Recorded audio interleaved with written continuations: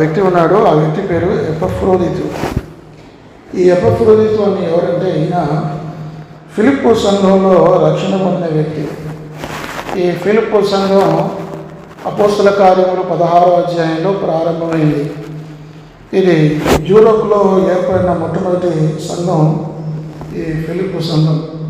ఈ ఫిలిప్పు సంఘంలో ముందు లూది అనే ఒక ఊదారంలో అమ్ముకునే ఒక స్త్రీ ఆమె రక్షింపబడి, ఆమె ద్వారా ఆమె కుటుంబం రక్షింపబడి, ఆ తర్వాత ఎంతోమంది మరి ఆ పట్టణమే క్రీస్తు కొరకు రక్షించబడింది. కాబట్టి ఈ యొక్క ఫిలిప్పి పట్టణంలో గొప్ప సంఘం, పెద్ద సంఘం ఏర్పడింది. ఆ సంఘంలో ఎంతమంది ఉన్నారంటే ఫిలిప్పు 1వ అధ్యాయం 1వ వచనం. ఫిలిప్పులో ఉన్న క్రీస్తు యేసునందలి సకల పరిషత్తులకును అధ్యక్షులకును పరిచారకులకును క్రీస్తు యేసు దాసులైన పౌలును తిమోతియును శుభమని చెప్పు రాయినది. కాబట్టి చూస్తే ఇక్కడ సకల పరిషత్తులు, అధ్యక్షులు, పరిచారకులు, యేసుక్రీస్తు దాసులు అంటే ఆ సంఘం ఎంత విస్తరించిందో మీరు చూడండి. ఫిలిప్పు సంఘం అంతకంతకు విస్తరించింది. అయితే ఈ ఫిలిప్పు సంఘంలో ఒకడైన ఎపఫ్రోదితు ఆ ఫిలిప్పు సంఘం ద్వారా రక్షించబడ్డాడు. పౌలు పరిచర్యలో ఫిలిప్పు సంఘంలో రక్షింపబడిన ఈ వ్యక్తి, ఇతను మరి పౌలేమో రోమాకు వెళ్ళాడు. సువార్త ప్రకటిస్తున్న క్రమంలో ఈ పౌలును మరి రోమాకు చెరగొట్టుకుని పోయారు. రోమా చెరసాల్లో పౌలు ఉన్నాడు. ఫిలిప్పిలో ఈ యొక్క ఎపఫ్రోదితు ఉన్నాడు. అయితే ఈ ఎపఫ్రోదితు ఏం చేశాడంటే రోమా వరకు వెళ్ళాడు. ఈ ఫిలిప్పు నుంచి రోమా వరకు ఉన్న దూరం ఎంతంటే 1312 కిలోమీటర్లు. 1312 కిలోమీటర్లు పౌలును ప్రేమించి పౌలు కొరకై మరి ఎంతో దూరం ప్రయాణం చేశాడు. చాలా కష్టం. మధ్యధరా సముద్రం దాటి అనేక దేశాలు, గ్రీసు దేశం దాటి ఇటలీ దేశం, అంత దూరం వచ్చాడు. ఒక వ్యక్తిని ప్రేమించినప్పుడు ఆ ప్రేమ ఎంత గొప్పదో తెలియపరచడానికి, పౌలుకు సహాయం చేయడానికి తను మరి ఫిలిప్పు నుంచి కొంత ద్రవ్యాన్ని మోసుకొని వచ్చి కొన్ని కానుకలు, కొన్ని వస్తువులు అవన్నీ తీసుకొని ప్రయాణం చేసి కొన్ని రోజుల తరబడి 1312. మీరు కనుక గూగుల్ మ్యాప్లో చూస్తే what is the distance between Philippi and Rome అని పెడితే ఇట్ షోస్ 1312 కిలోమీటర్స్. మధ్యధరా సముద్ర తీరాన్ని అన్నీ దాటుకుంటూ వెళ్ళాలి. ఒక్క వ్యక్తి కోసం ఈ యొక్క ఎపఫ్రోదితు ఎంత గొప్ప పని చేశాడు. కాబట్టి దేవుని కొరకు, దేవుని ప్రజల కొరకు మనం సేవ చేయడమే మన జీవిత పరమావిధి. తర్వాత ఆయన ఆ ప్రయాణంలో బాగా అలసిపోయాడు. అనేక నెలలు, రోజుల తరబడి ప్రయాణం చేసి చివరికి రోమా చేరుకున్న క్రమంలో అప్పటికి ఆయన రోగి అయిపోయాడు. రోగి ఉన్నప్పటికీ కూడా కొంతకాలం పౌలుకు ఈయన సేవ చేశాడు. ఇప్పుడు మనం ఆ మాటలు చదువుతాం. ఫిలిప్పీలకు రాసిన పత్రిక 2వ అధ్యాయం 25వ వచనం. మరియు నా సహోదరుడును జతపనివాడును నా తోడి యోధుడును. 3 టైటిల్స్ ఎపఫ్రోదితుకి ఇవ్వబడ్డాయి. మొట్టమొదటిగా అతను అంటాడు, నా సోదరుడు, మై బ్రదర్. యేసుక్రీస్తునందు అతను సహోదరుడు. మనం ఎవరమైనా, ఎలాంటి వారమైనా ప్రభువును బట్టి మన సహవాసంలో మనం అందరం కూడా సహోదరులమే. కాబట్టి ఇలాంటి మరి ఈ సహవాసం చూడండి అన్నట్లు 1వ అధ్యాయం ఫిలిప్పు 3వ వచనం. మొదటి దినం నుండి ఇదివరకు సువార్త విషయంలో మీరు నాతో పాలువారైనట్టు చూచి మీలో ఈ సత్క్రియను ఆరంభించిన వాడు యేసుక్రీస్తు దినం వరకు దాన్ని కొనసాగించనని రూఢిగా నమ్ముచున్నాను. సువార్త విషయంలో నాతో పాలువారు. కాబట్టి ఇతను ఎలాంటి వాడంటే ఎపఫ్రోదితు పౌలుకు సహోదరుడుగా, బ్రదర్గా ఎంచుకున్నాడు. మై బ్రదర్ అని చెప్పాడు. మనం కూడా ఇట్లా పలకరించాలి. ప్రైజ్ ది లార్డ్ బ్రదర్ రావాలి. పెళ్లి పెట్టి పిలవటం అది అనటం కాదు, ఎగతాళి చెట్లం కాదు. మనం అందరం కూడా యేసుక్రీస్తునందు సహోదరులు. మనందరికీ తండ్రి ఒకడే, ఆయనే పరలోక తండ్రి. ఆ తండ్రి పిల్లలు మనం. మరి దేవుడు క్రీస్తు సువార్త ద్వారా మనల్ని కన్నాడు. యేసుక్రీస్తు శిలువ ద్వారా మనం అందరం కూడా కొనబడ్డాం. ఒక కుటుంబంలో, పరలోక కుటుంబంలో చేరిన వాళ్ళం. రేపు పరలోక వెళ్ళిన తర్వాత మనం అందరం ఒకే చోట ఉంటాం. మనం అన్నదమ్ములం, ఒకే చెల్లెలం. కాబట్టి పౌలు అంటాడు, ఆయన పట్టుకొని ఏమంటాడు, నా సహోదరుడు. మరి సహవాసంలో సహోదరుడు. రెండవది 25వ వచనం, జత పనివాడు. He is my coworker. ఎలాంటి వాడు అతను? జత పనివాడు, నాతో కలిసి పని చేస్తున్నవాడు. అలా కలిసి పని చేయటం. 1 కొరింథీ 3వ అధ్యాయం 9వ వచనం. 1 కొరింథీ 3వ అధ్యాయం. మేము దేవుని జత పనివారమై ఉన్నాము, మీరు దేవుని వ్యవసాయమును. చూసారా, కొరింథీ సంఘంతో పౌలు చెప్తున్నాడు, మేము దేవుని జత పనివారమై ఉన్నాము. అంటే దేవునితో కలిసి దేవుని పనిని జత కలిసి పని చేస్తున్నవారు.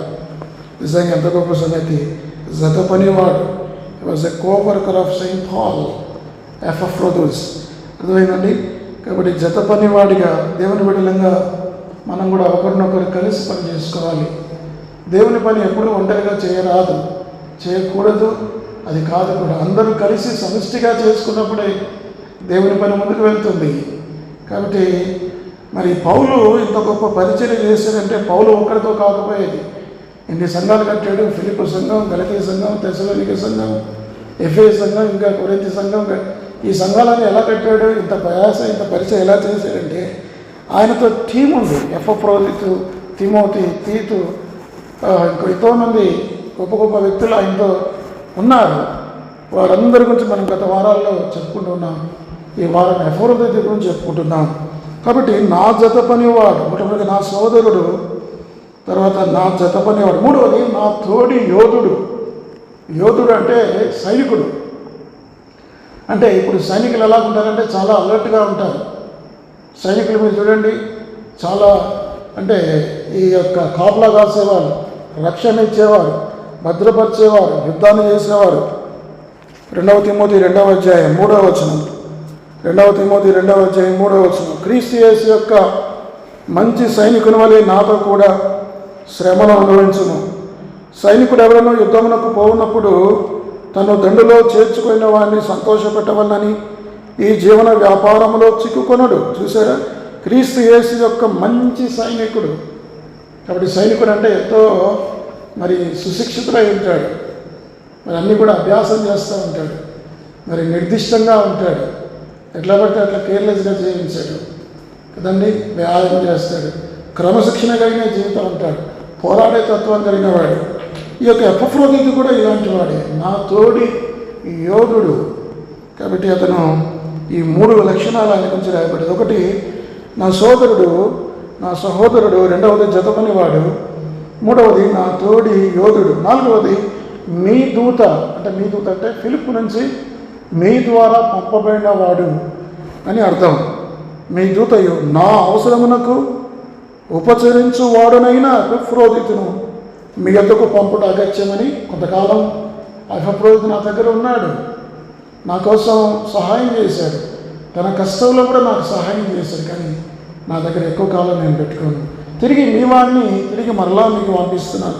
ఇలాగే కొలసి సంఘంలో ఎపఫ్రా కూడా కొలసి నుంచి రోమా వరకు వచ్చాడు, పౌలుకు సేవ చేశాడు, మళ్ళీ వెళ్ళిపోయాడు. అలాగే ఇక్కడ కూడా ఫిలిప్పు నుంచి ఎపఫ్రోదితు రోమాకు వచ్చాడు, తిరిగి రోమా నుంచి ఫిలిప్కు వెళ్తున్నాడు. ఈ పత్రిక పౌలు, తిమోతి కలిసి ఈ పత్రిక రాసి ఎపఫ్రోదితుతో రాసి పంపించారు. కాబట్టి మొట్టమొదటి ఏంటంటే ఎంతో burden, he was a burden Christian. ఎంతో భారం కలిగిన మరి విశ్వాసి, క్రైస్తవుడు అని చెప్పి ఆయన గురించి చెప్పవచ్చు. దేవుని బిడ్డలంగా ఇలాంటి లక్షణాలు మనం కూడా కలిగి ఉండాలి. సహోదరులుగా ఉండాలి. దేవుని పని విషయంలో జత పని వారిగా కలిసి చేసేవారుగా ఉండాలి. మూడవది సుశిక్షితమైన సైనికుల వలె ఉండాలి. బ్యాలెన్స్గా ఉండాలి. మనం బ్యాలెన్స్డ్గా ఉండాలి. ఆ మాట మీకు తెలుసు. నెహెమ్యా గ్రంథం 4వ అధ్యాయం చూడండి. నెహెమ్యా గ్రంథం 4వ అధ్యాయం 7వ వచనం. అమ్మా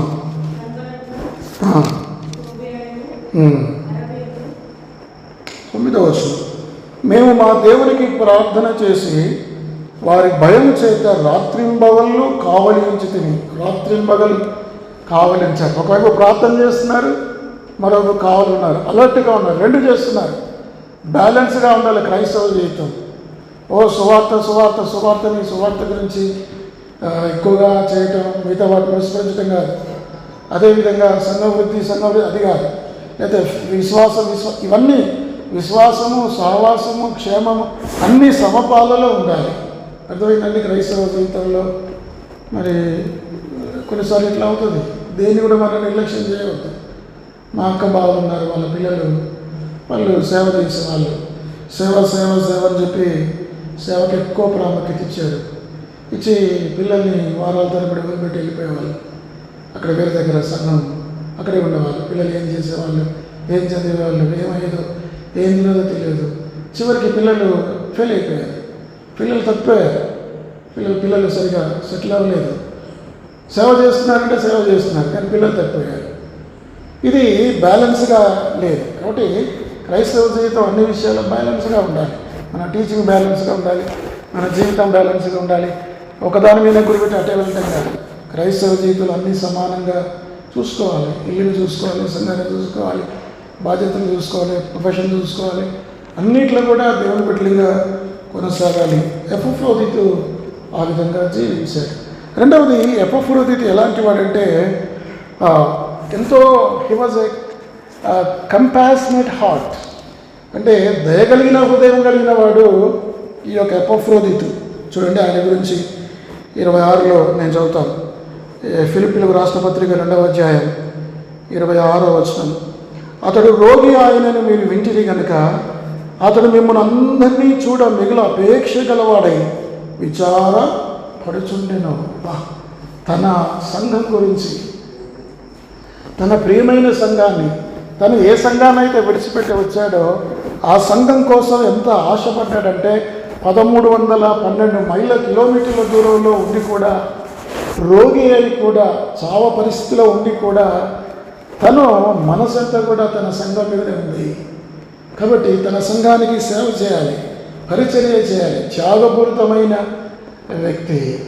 కాబట్టి త్యాగం అనేది మరి పౌలు ఈయనను స్వస్థపరచవచ్చు కదా, మీరు అడగవచ్చు, స్వస్థపరచవచ్చు. చూడండి ఆ మాటలు 27వ వచనం, ఫిలిప్పీ 2:27. నిజముగా అతడు రోగి అయి చావునకు సిద్ధమై ఉండెను, కానీ దేవుడు అతని కనికరించి. చాలా కాలం అతను రోగి అయి ఉన్నాడు. ఆల్మోస్ట్ హీ వాజ్ డెడ్, చనిపోయినట్టే లెక్క. అలాంటి స్థితిలోంచి దేవుడు ఆయన మళ్ళీ కనికరించాడు, బ్రతికాడు. చూసారా? మరి ఎందుకు పౌలు మరి బ్రతికించలేకపోయాడు, స్వస్థపరచలేకపోయాడు అంటే అన్నిసార్లు ప్రార్థనలు పౌలు చేసినప్పటికీ సరే స్వస్థతలు కావు. కాబట్టి మనం చేసే ప్రతి ప్రార్థనకు జవాబు వస్తుంది, ప్రతి ప్రార్థనకు స్వస్థ వస్తుందని కూడా అనుకోవద్దు. కొన్నిసార్లు దేవుడు స్వస్థ ఇస్తాడు, కొన్నిసార్లు స్వస్థ ఇవ్వకపోవచ్చు. స్వస్థ ఇచ్చినా ఇవ్వకపోయినా మనం ప్రార్థించేందుకు పౌలు తన సొంత శరీరంలో ముళ్ళు బాధ గురించి, అనారోగ్యం గురించి ఆయన ప్రార్థన చేశాడు. 3 సార్లు ప్రార్థన చేశాడు. మరి పౌలుకు దేవుడు స్వస్థపరిచాడా? లేదు, స్వస్థత ఇవ్వలే. అన్నాడు, నా కృప నీకు చాలు. యేసు ప్రభువారు 3 సార్లు ప్రార్థన చేశాడు. తండ్రి, నీ చిత్తమైతే గిన్నె నా ఎత్తు నుంచి తొలగించాను. తీసేసాడా? తీసివేయాలి. కొన్నిసార్లు అలా జరుగుతుంది. కాబట్టి స్వస్థతలు ఉంటాయి, మనం ప్రార్థన చేయాలి, స్వస్థత కలుగుతుంది. ఒకవేళ దేవునికి ఇష్టమైతే స్వస్థపరుస్తారు, ఇష్టం కాకపోతే కొంతకాలం మనం బేర్ చేయాలి. అయితే ఇతను త్యాగపూరితమైన వ్యక్తి, ఎంతో త్యాగం చేశాడు. ఎంత త్యాగం చేశాడంటే 27 చదువుతాను,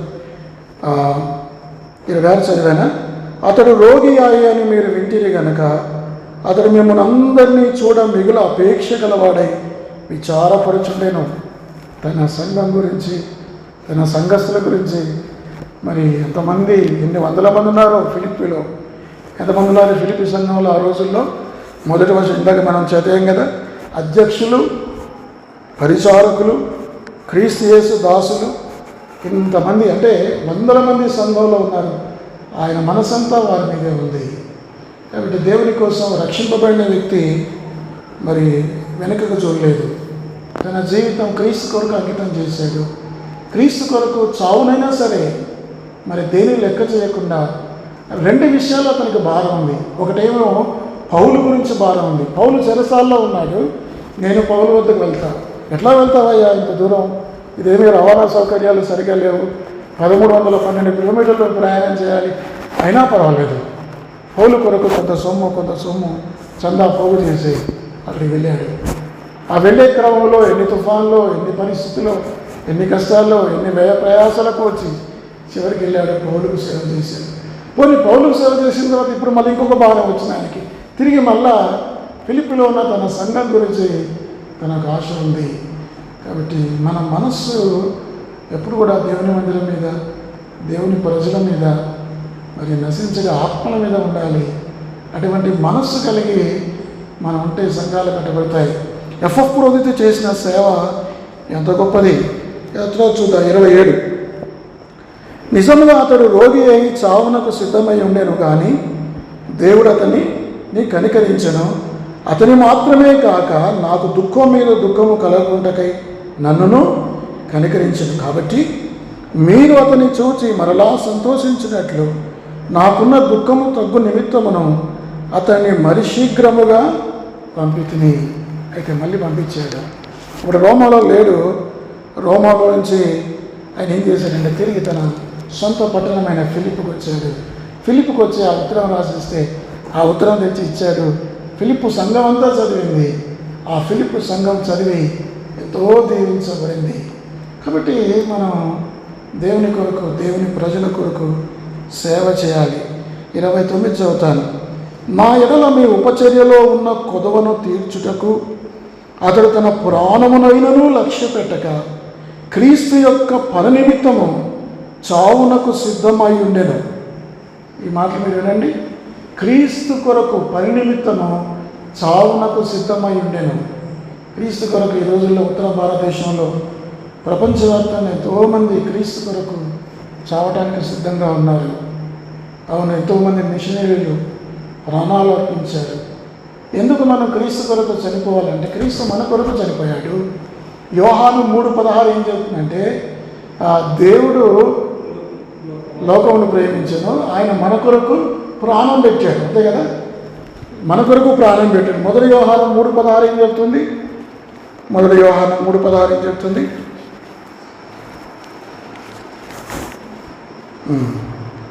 చదవండి. ఆయన మన నిమిత్తము తన ప్రాణం పెట్టిన కనుక దీని వలన ప్రేమ ఎట్టిదని తెలుసుకొనుచున్నాము. మనము కూడా సహోదరుల నిమిత్తము మన ప్రాణాలు పెట్ట బద్దులమైన, ప్రాణాలు పెట్టకపోయినా పర్లేదు కానీ ప్రాణాలు తీయకండి. అర్థమైందా? పౌలు ఈ యొక్క ఎఫ్ఎఫ్రోదితు కొరకు ఎవరు ప్రాణం పెట్టారు? యేసు ప్రభు వారు ప్రాణం పెట్టారు. ఇప్పుడు ఎఫ్ఎఫ్రోదితు పౌలు కొరకు ప్రాణం పెట్టాలని కూడా వెనకాడట్లేదు. అర్థమైందా? కాబట్టి సహోదరుల నిమిత్తమై మనం యోహాను 3:16 ఎక్కువ చదువుతాం. దేవుడు నన్ను ప్రేమించాడు, దేవుడు మనల్ని ప్రేమించాడు, దేవుడు మనల్ని ప్రాణం పెట్టాడు అంటాం. కానీ మనం కూడా ప్రాణం పెట్టాలి అని బైబిల్లో ఉందన్న సంగతి మనం జ్ఞాపకం చేసుకోవాలి. బైబిల్లో మరి ఇలాంటి వాళ్ళు తన ప్రాణమునైనను, ఫిలిప్పు 2:29 నా ఎడల మీ ఉపచర్యలో ఉన్న కొదవను తీర్చుటకై అతడు తన ప్రాణమునైనను లక్ష్య పెట్టక. అంటే దాని అర్థం ఏమిటంటే ఆ చంద, ఆ కానుకలు, ఆ దశమ భాగాలు ఆ ఫిలిప్పు నుంచి మరి తీసుకొని మోసుకొని అతను ఎక్కడికి వెళ్తున్నాడు? పౌలుకి ఇవ్వడానికి వెళ్తున్నాడు. కాబట్టి నిజంగా ఎంత త్యాగం, ఎంత సమర్పించుకున్నాడో. తనకున్న డబ్బు, తనకున్న ఆస్తి అనేకుల నుంచి కలెక్ట్ చేసి ఆ అమౌంట్ తీసుకెళ్ళి ఆయనకి ఇచ్చాడు. నిజంగా కొన్నిసార్లు చిన్న చిన్న పనులు, చిన్న చిన్న దయతో కూడిన చేసిన పనులు ఎంతో గొప్పవి. ఫిలిప్పు 4:18 ఫిలిప్పు 4:18 నాకు సమస్తమును సమృద్ధిగా కలిగి ఉన్నది. మీరు పంపిన వస్తువులు ఎపఫ్రోదితు వలన పుచ్చుకొని ఏమీ తక్కువ లేక ఉన్నాను. అవి మనోహరమైన సువాసనయు దేవునికి ప్రీతికరమును ఇష్టమునై ఉన్న యాగమునై ఉన్నవి. చూసారా ఆ కానుకలు, చందాల గురించి? 1312 కిలోమీటర్ల నుంచి ఫిలిప్పు సంఘంలో నుంచి మీ ద్వారా మీ కానుకలు ఈ యొక్క ఎఫ్ఎఫ్రోదితు మోసుకొని వచ్చాడు చూడు. ఆ కానుకలు నాకు తీసుకొచ్చాడు. నాకు ఎంత సంతోషం వేసిందంటే వాటి గురించి ఆయన చెప్తూ అవి మనోహరమైన సువాసనయు. పైసలకు వాసన వస్తుందా? పైసలకు వాసన వస్తుందా? రాదు. ఇప్పుడు చూడండి, మీరు 10,000 రూపాయలు మీ జీతం అయితే 10,000 రూపాయలకు 9,000 రూపాయలు అది మీవే, కానీ 1,000 రూపాయలు మీవి కావు, అది దేవునివి. కాబట్టి ఆ 1,000 రూపాయలకు ఎంతో వాసన వస్తుంది. అవి మనోహరమైన సువాసన దేవునికి ఇచ్చేది కానుకలు. అంత మాత్రమే కాదు, ఇంకా ప్రీతికరమును ఇష్టమునైన యాగమునై ఉన్నవి. చందాలు, కానుకలు, దశమభాగాలు కూడా అదొక సాక్రిఫైస్, అదొక త్యాగం. ఇప్పుడు పాత నిబంధనలో వాళ్ళు ఇశ్రాయేలు యాగాలు చేసేవాళ్ళు. ఏమి ఇచ్చేవాళ్ళు? త్యాగం, అర్పణలు ఏమి ఇచ్చేవాళ్ళు? బలులు, మేకలు, గొర్రె పొట్టేళ్ళు ఇవి ఇచ్చేవాళ్ళు. కొత్త నిబంధనలో మనం ఏమి ఇవ్వాలి? కొత్త నిబంధనలు మనం ఏమి ఇవ్వాలంటే మన శరీరాన్ని సజీవ యాగంగా అర్పించాలి. రోమా 12:2. ఇక్కడ ఏమి ఇవ్వాలి?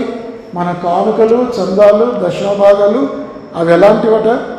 అవి మనోహరమైన సువాసనయు దేవునికి ప్రీతికరమును ఇష్టమునై ఉన్న యాగము. అది కూడా ఒక యాగమే, దేవునికి ఇచ్చేది చందాలు. అంత మాత్రమే కాదు, హెబ్రీలకు రాసిన పత్రిక 13వ అధ్యాయం, హెబ్రీ 13:15 దేవునికి విశ్వాసం ఇచ్చే యాగాలు, అర్పణలు ఏమిటి? 15వ వచనం, కాబట్టి ఆయన ద్వారా మనము దేవునికి ఎల్లప్పుడూ స్తుతియాగము చేయదము. ఇదొక యాగం, దేవుణ్ణి స్తుతించటం, జీవఫలం అర్పించటం, ఆయన కొనియాడటం, ఆరాధించటం. ఇది కూడా ఒక కొత్త నిబంధన విశ్వాసులు, సంఘ విశ్వాసులు చేసే అర్పణ. అంత మాత్రమే కాదు, మరొకటి ఉంది 16వ వచనం, ఉపకారమును ధర్మమును చేయ మర్చిపోకడి, అట్టి యాగములు దేవునికి ఇష్టమని. అది కూడా ఒక యాగమే. ఇన్ని యాగాలు చేయాలి, ఇన్ని అర్పణలు అర్పించాలి. కాబట్టి పౌలుకు ఒక అర్పణ అర్పించాడు, ఒక యాగం తీసుకొచ్చి ఇచ్చాడు. ఏమిటంటే మరి మీరు పంపిన వస్తువులు, ఎన్ని వస్తువులు పంపించాడో, ఎన్ని దుప్పట్లు పంపించాడు, ఎన్ని మందులు పంపించాడు, ఎంత డబ్బు పంపించాడు, ఆ డబ్బు చూసి పౌలు ఎంతో సంతోషించాడు. మనం అనుకుంటాం కొన్నిసార్లు మనం ఇచ్చే చిన్న చిన్న కానుకలు కూడా అవి దానికి గొప్ప విలువ ఉంటుంది. ఒక ఊళ్ళో ఒక వాచ్మెన్, ఒక స్కూల్ వాచ్మెన్ టీచర్ ఉన్నారు. ఆవిడ చాలా చిన్న ఉద్యోగమే, కానీ చాలా ఇతరులకు సహాయం చేసే దాతృత్వ గుణం ఆమెకుంది. ఆమె రోజు ఎవరికన్నా ఏదైనా సహాయం చేయాలి అన్నట్టుగా ఉండేది. ఎవరికన్నా ఏదైనా ఒకరు సహాయం చేయాలి అని తలంచేది. ఎప్పుడు ఉత్సాహంగా, ఉల్లాసంగా ఉండేది. ప్రతిరోజు ఎవరికి ఒకరు ఎంతో కొంత సహాయం చేయాలి. డబ్బా, లేకపోతే ఇంకా ఏదో ఒక రకంగా, ఏదో రూపాన, వస్తు రూపాన, ధన రూపాన, మాట రూపాన, ప్రేమ రూపాన ఏదో ఒకటి సహాయం చేయాలని చెప్పి ఇలా చేస్తూ ఉండేది. ఒక రోజు అలా చేస్తున్న క్రమంలో ఒక పిల్లవాడు చలిలో సరైన కోటు, అరిగిపోయిన కోటు వేసుకుని కూర్చున్నాడు. కూర్చున్న తర్వాత ఆ పిల్లవాడి దగ్గరికి వెళ్ళి అడిగింది, బాబు నువ్వు ఎలా ఉన్నావు, బాగున్నావా అంటే బాగానే ఉన్నాను. ఏంటి నీ పరిస్థితి అంటే ఆ పిల్లవాడిని అడిగాడు. నాకు కోటు లేదు, నా పరిస్థితి బాగాలేదు, నా తల్లిదండ్రుల పరిస్థితి బాగాలేదు, మేము పేదవాళ్ళం, మాకు తినడానికి ఏమీ లేదు, ఇలా చెప్పుకుంటూ వచ్చాడు. ఆ చల్లని ప్రదేశంలో ఆమె ఏం చేస్తుందంటే ఇంటికి పరిగెత్తుకుని వెళ్ళి తను చనిపోయిన భర్త, ఈ భర్త ఆమె చనిపోయాడు, ఆ చనిపోయిన భర్త ఆ కోటు తీసుకుని వచ్చి ఆ పిల్లవాడు కప్పింది.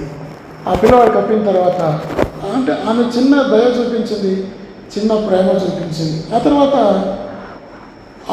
ఆ తల్లి చూపించిన ఆ దయ, ఆ ప్రేమ, ఆ యొక్క దాన్ని ఎన్నడూ మర్చిపోయిన ఆ పిల్లవాడు పెరిగి పెద్దవాడయ్యాడు. పెద్దవాడైన తర్వాత తను ఇన్స్పైర్ అయ్యాడు. తను ఆ రోజు నాకు దయతో చేసిన ఒక స్త్రీ చేసిన సహాయం చలిలో ఉన్న నాకు ఒక కోటు తీసుకుని వచ్చింది అని చెప్పి ఆ పిల్లవాడు పెరిగి పెద్దవాడే గొప్ప వ్యాపారవేత్త అయి ఆ తర్వాత ఎంతోమంది వీధిలో ఉన్న బావులకు, రోడ్ల మీద చలిలో వీధిలో ఉన్న వాళ్ళందరికీ కూడా కోట్లు కుట్టి వాళ్ళకు ఫ్రీగా పంచివ్వటం మొదలుపెట్టాడు. ఒక చిన్న సహాయం అనేది ఎంత ఇన్స్పైర్ చేస్తుంది. మనం అనుకోవచ్చు నా దగ్గర ఏమీ లేదు కదా, నేను ఏమి ఇవ్వగలను అనుకుంటాం. కానీ నీ దగ్గర ఉన్నది కొంచెమైనా సరే ఆ కొంచెం దేవునికి ఇస్తే, ఆ కొంచెం ఇతరులకు ఇస్తే అది ఎంతో ప్రయోజనకరమైంది. లూకాసు వార్త 8వ అధ్యాయం, లూకాసు వార్త 8వ అధ్యాయం 20 ఎక్కడుందన్నమాట. లూకాసు వార్త 21వ అధ్యాయం. కానుక పెట్టెలో తమ కానుకలను వేయుచున్న ధనవంతులను ఆయన పార చూచెను. ఒక బీద విధవరాలు 2 కాసులు అందులో వేయుచుండగా చూచి, ఈ బీద విధవరాలు అందరికంటే ఎక్కువ వేసినని మీతో నిజముగా చెప్పుచున్నాను, వారందరూ తమకు కలిగిన సమృద్ధిలోంటి కానుకలు వేసిరి, కానీ ఈమె తన లేమిలో తన కలిగిన జీవనమంతా వేస్తున్న వారితో చెప్పిన పేదవాళ్ళు వేసే కానుకలు నిజంగా దేవుని దృష్టిలో ఎంత ప్రియమైనవి. మీ దగ్గర ఎంత ఉందో, ఎంతున్నా పర్వాలేదు, ప్రభా నా దగ్గర ఇంతే ఉంది. మీకు తెలుసు కదా, 5,000 మంది పుష్టిగా తృప్తిగా తినడానికి ఏం కారణమైంది? 5 రొట్టెలు 2 చేపలే. అంతే. మన దగ్గర ఉన్నది కొంచెమైనా సరే దేవుని చేతిలో పెడితే దేవుడు దాన్ని దీవిస్తాడు. దేవుడు దాన్ని వడ్డిస్తాడు. ఆయన విరిచి వడ్డించాడు, వాళ్ళకి ఇచ్చారు. 5,000 మంది పురుషులు తృప్తిగా తిన్నారు. కాబట్టి దేవుడికి ఇచ్చే విషయంలో వెనకడకూడదు. కాబట్టి ఎపఫ్రోదితు తాను వెచ్చించుకున్నాడు, తను సాక్రిఫైస్ చేసుకున్నాడు. తన జీవితాన్ని మరి ఆ పౌలు కొరకు సేవ చేశాడు, తన ప్రజల కొరకు సేవ చేశాడు. మనం దేవుని కొరకు, దేవుని బిడ్డల కొరకు సేవ చేయాలి, సంఘం కోసం సేవ చేయాలి. అలాంటి గొప్ప స్థితి ఆయన స్థితి. కాబట్టి ఇంకా ఆయన గురించి కొన్ని మాటలు చెప్పి నేను ముగిస్తాను. చూడండి, 20 ఫిలిప్పు 2వ అధ్యాయం 29-30 వచనం. నా ఎడల మీ పరిచర్యలో ఉన్న కొదవను తీర్చుటకై అతడు తన ప్రాణమునైనను లక్ష్య పెట్టక, నిజంగా ప్రాణాన్ని లక్ష్య పెట్టని వాడు. అపోస్తుల కార్యములు 20వ అధ్యాయం చూడండి ఆ మాటలు. మీకు బాగా తెలిసిన మాట. అపోస్తుల కార్యములు 20వ అధ్యాయం 24వ వచనం. అయితే దేవుని కృపా సువార్తను గూర్చి సాక్ష్యం ఇచ్చుటయందు నా పరుగును నేను ప్రభువైన యేసు వలన పొందిన పరిచర్యను తుదముట్టింపు వల్లనే నా ప్రాణము నాకెంతో మాత్రమును ప్రియమైనది ఎంచుకుంటలేదు. ఈ రోజుల్లో ఇలాంటి వాళ్ళు కావాలి. పౌలు లాంటి వాళ్ళు, తిమోతి లాంటి వాళ్ళు, ఎపఫ్రోదితు లాంటి వాళ్ళు, ఎపఫ్రా లాంటి వాళ్ళు కావాలి. చూసారా? ఇంకో మాట, ఫిలిప్పీయులకు రాసిన పత్రిక 2వ అధ్యాయం 21వ వచనం. 20-21 మీ క్షేమ విషయమై నిజముగా చింతించువాడు అతని వంటి వాడును ఎవడును నా యొక్క లేడు.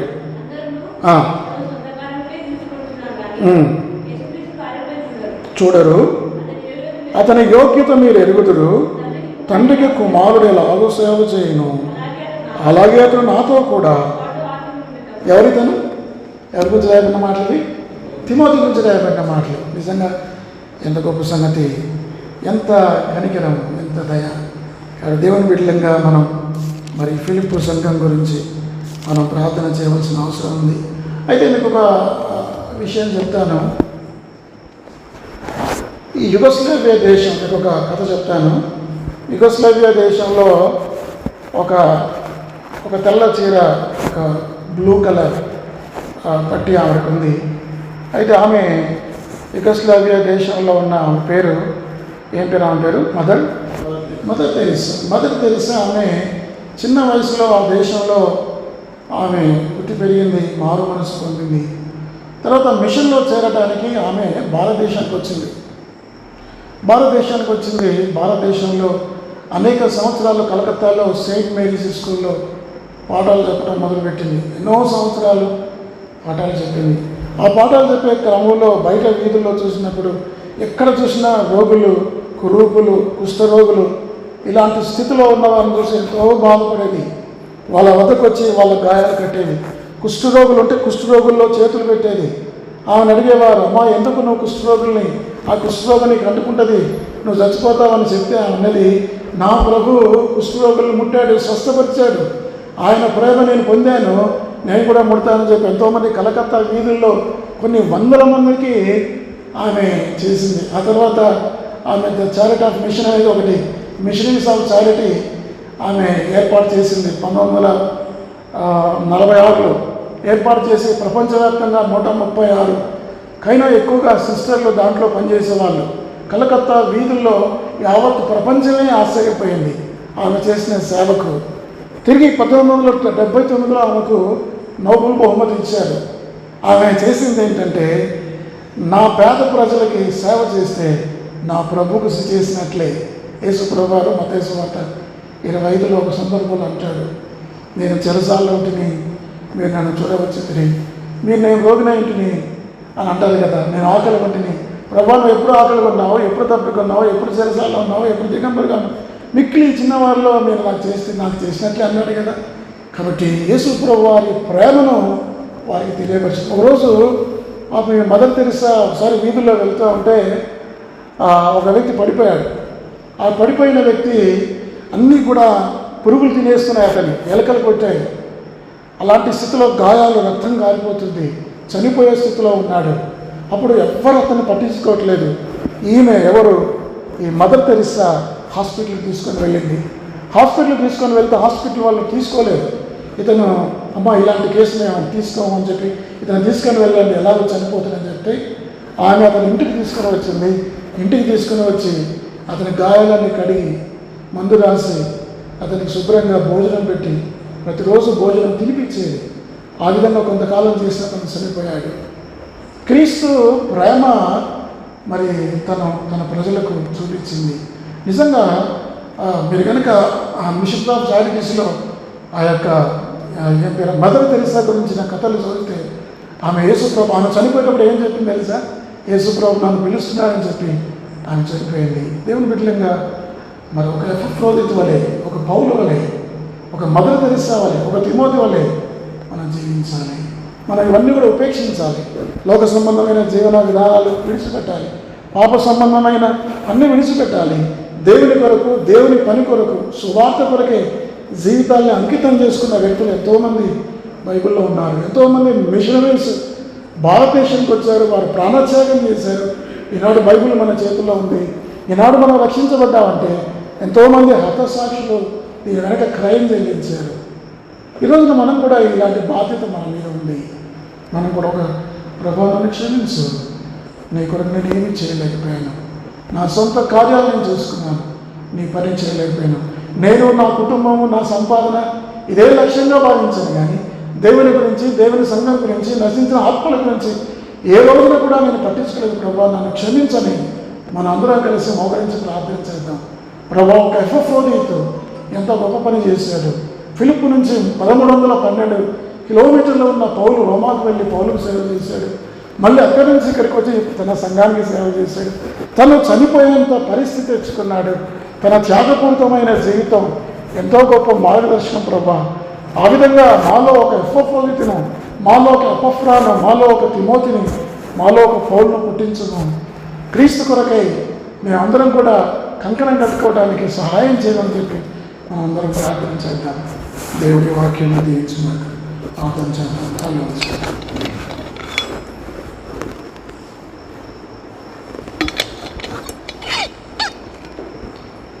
పరలోకమందున తండ్రి, మీకు వందనాలు, స్తోత్రాలు. వారి పంపడి వారు కొత్త నిబంధనలో, నూతన నిబంధనలో ఉన్నాను. మరి వ్యక్తులు, ప్రాముఖ్యమైన వ్యక్తుల వారి జీవిత విశేషాల గురించి మేము ధ్యానిస్తున్నాం. గత వారం తిమోతి గురించి, ఈ వారం ఎపఫ్రోదితు గురించి. ఎంత గొప్ప త్యాగమే పూరితమైన జీవితం. నిజంగా మరి ఫిలిప్పులో రక్షణ పొందిన వ్యక్తి ప్రభా రక్షణ పొందాడు. అంత మాత్రమే కాదు ప్రభా, నిజంగా ఎంత గొప్ప పని చేశాడు. కనికరమైన దేవుడు, మీకు వందనాలు ప్రభా, మీకు వందనాలు, స్తోత్రాలు. కనికరమైన దేవా, మీకు వందనాలు, స్తోత్రం చెల్లిస్తున్నాం తండ్రి. నాయన మరి ప్రభా, దేవుని వాక్యం ప్రకారం మేము జీవించే కృప అనుగ్రహించము. అనారోగ్య పరిస్థితిలో ఉన్న నన్ను కూడా కనికరించము. బలహీనంగా ఉండి విత్తబడిన నీ వాక్యాన్ని ప్రజల హృదయాల్లో నాటును ప్రభా. దేవుని కొరకు, దేవుని ప్రజల కొరకు, దేవుని సంఘం కొరకు మేము ప్రయాసపడటానికి కేవలం మా సొంత పనులు మరి పోలన్నట్లుగా ప్రతి వారు తమ సొంత కార్యాలను చూసుకొనిచున్నారు. ఎవరు యేసుక్రీస్తు కార్యం చూడటం లేదన్నట్లుగా ఉంది పరిస్థితి ప్రభా. మరి తండ్రి అసూయ, కలహ భేదాలు మాని దేవుని పని కొరకు సహవాసంలో మరి పౌలు తన గురించి చెప్తున్నాడు. నా సహోదరుడు, నా జత పనివాడు, నా తోడి యోధుడు, మీ దూత, నా అవసరంలో ఉపచరించిన వాడు, అతని రోగి ఆయన. ఎంత గొప్ప మాటలు ప్రభా. ఎపఫ్రోదితు గురించి వింటున్నావు నా తండ్రి ప్రభా. ఎపఫ్రోదితు వలె మమ్మల్ని కూడా జ్ఞాపకం చేసుకోండి, కరుణించండి, కనికరించండి, నీ రక్తంలో కడగండి యేసు ప్రభా. నీవు మా కోసం ప్రాణం పెట్టావు ప్రభా. మరి అదేవిధంగా మొదటి యోహాను 2వ అధ్యాయంలో రాయబడిన, మొదటి యోహాను 3:16లో రాయబడిన మాట కొరకే మీకు వందనాలు. కనికరించమని ప్రార్థన చేస్తూ మీ దాసుని బలపరచండి, చేరవచ్చిన బిడ్డలందరినీ కూడా కరుణించండి ప్రభా. దినరాశులను కూడా బలహీనని బలపరచండి మా తండ్రి. మరి నూతన కొత్త సేవకుడు త్వరలోనే రావడానికి సహాయం చేయండి. సంఘాన్ని ఉజ్జీవింపచేయండి. కాలం ఈ మధ్యలో సేవ చేయడానికి నన్ను వాడుకున్నందుకే మీకు వందనాలు. వేరే స్థలంలో నన్ను కూడా చూపించండి, నడిపించండి. పేరు పేరున ఈ సంఘాన్ని ఆశీర్వదించండి. వందనములు స్తోత్రం చెల్లిస్తూ సంఘంలో బలహీనలైన వారు, అనారోగ్యంతో ఉన్నవారు, బాధల్లో ఇబ్బందులు ఉన్నవారు ప్రతి వారిని కూడా కనికరించండి. వందనాలు స్తోత్రాలు చెల్లిస్తారన్న వాక్యం మీరు కట్టి ఫలింపచేయండి. ఎపఫ్రోదు జీవితం మా జీవిత కాలం వరకు మమ్మల్ని మరి వెంబడించే కృప అనుగ్రహించి వందనాలు స్తోత్రాలతో యేసుక్రీస్తు వారి నామములో ప్రార్థించి వేడుచున్నాము తండ్రి.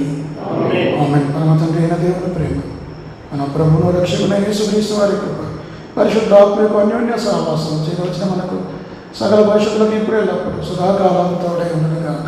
ఆమేన్.